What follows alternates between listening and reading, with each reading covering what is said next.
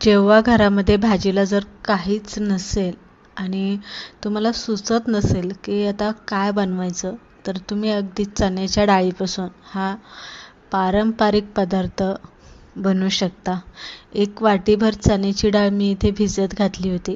2-3 तास चांगली भिजून द्यायची. नंतर मिक्सरला आपल्याला हिला वाटून घ्यायची. आता वाटून घेताना त्यामध्ये 2-4 हिरव्या मिरच्या घालायच्या, 5-6 लसूण पाकळ्या घाला, थोडंसं आलं घाला आणि थोडीशी जिरी घाला अर्धा चमचाभर आणि थोडंसं पाणी घालून आपल्याला हे वाटून घ्यायचं आहे. आता वाटून घेत असताना पूर्णच अशी बारीक पेस्ट नाही करायची, तर थोडंसं असं रवळसर ठेवायचं. असं वाटून घेतलेलं नंतर कढईमध्ये आपल्याला 2-4 पळ्या तेल घालायचं. आता इथे चण्याच्या डाळीचं पिठलं बनवताना आपल्याला तेल थोडंसं जास्त वापरायचे. तेल गरम झालं की त्यामध्ये जिरी मोहरी घालून घ्या. बारीक 2 कांदे चिरून घेतलेले आणि कांदा जितका बारीक चिरता येईल तेवढा बारीक चिरा आणि कढीपत्ता. कांदा चांगला तेलामध्ये शिजवून परतून घ्या आणि नंतर त्यामध्ये हळद घाला, हिंग घाला, धने पावडर घाला आणि लाल तिखट यामध्ये आवर्जून घाला. याच्या व्यतिरिक्त तुम्हाला दुसरा कोणताही मसाला घालायचा नाही आहे. बारीक चिरलेली कोथिंबीर घालायची आहे आणि चवीप्रमाणे यामध्ये मीठ घालून व्यवस्थित मसाला हलवून घ्यायचा. केलेलं वाटण आपल्याला यामध्ये घालून घ्यायचे. वाटण घालून घेतलं की थोडंसं मिक्सरच्या भांड्यामध्ये पाणी घालून हिसळून ते पाणी यामध्ये घालून घ्यायचे. व्यवस्थित हे वाटण मसाल्यामध्ये या पद्धतीने मिक्स करायचे.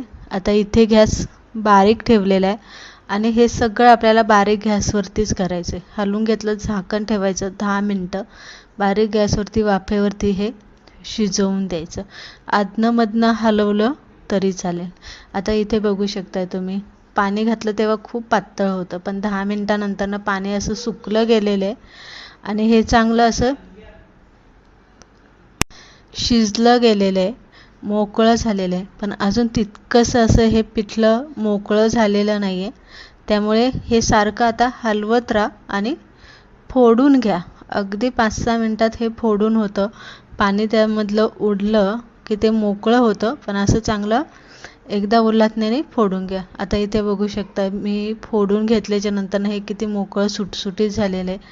भाकरीबरोबर, चपातीबरोबर अप्रतिम लागतं. पारंपरिक रेसिपी आहे.